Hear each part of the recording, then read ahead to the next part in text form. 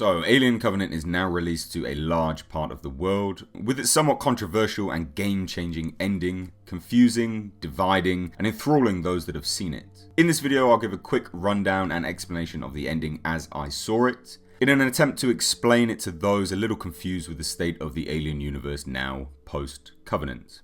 In terms of the fight between David and Walter, it can be ascertained that David either incapacitated Walter or killed him, taking his clothes, removing his own hand, and marking himself in a similar fashion to Walter. This is fairly evident and doesn't need much of an explanation. After he boards the Covenant is where things start to speed up, and the movie would have benefited from a little more time so they could explore what David actually got up to. We know with the exchange he had with Daniels in Tennessee that Mother had to go offline for at least 8 hours. This is where we get a cutscene to Daniels asleep, and it can be assumed that David has had at least 8 hours alone on the Covenant without anyone monitoring him. In this time, it is highly likely and implied by the end sequence that David managed to get into the cryo bay where the embryos were being stored and the colonists were asleep.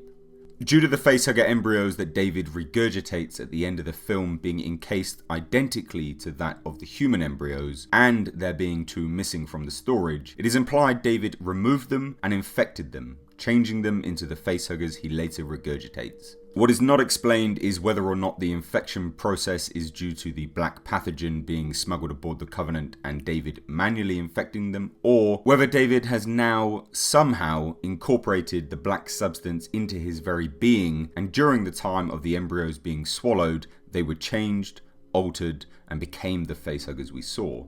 It's likely this element was left intentionally ambiguous due to the studio wanting to gauge the fan reaction first. The fact David is now essentially the creator of the Xenomorph was a big enough change, and the studio would probably want to leave the door open for a potential retcon in the future movie if the backlash was too large. The only reason Daniels figures out it's David would probably be plain to see for most people, but earlier in the film her and Walter had an exchange about her motives for being on this mission. She was to build a cabin on a lake with her partner, the late Captain Branson. David, obviously being unaware of this exchange, would have the blank expression he did, leading Daniels to realise in that instant it was David all along. We close seeing David sauntering off into the cryo bay where he regurgitates his apparent children, places them tenderly among the human embryos before continuing to walk off among his future playthings. The implication of David being the creator of the Xenomorph is huge, though it is never explicitly stated he is, it is implied, and since the movie has been released, Ridley Scott has stated he is the creator of the alien. It's something that could be fantastic, a full circle of creator, creating, and destroying his very creators. But it could also end up being executed really poorly. The ending of Covenant would have benefited with another 15 minutes of footage, to at least delve into it a little bit more. It doesn't need a full explanation, but I feel it would have felt less rushed and choppy if it had. So, assuming you've watched Alien Covenant, what did you think about the ending? Did it make sense to you, or did you learn something new with this explanation? Appreciate this may seem obvious to a lot, but also it confused a lot of people coming out of the world premiere as I heard their discussions. But as always guys, I would be keen to hear your thoughts, so please drop them down below in the comment section, and if you did enjoy this video then please consider leaving a like and subscribing to the channel for more in the future. I've been Mr. H, and until next time,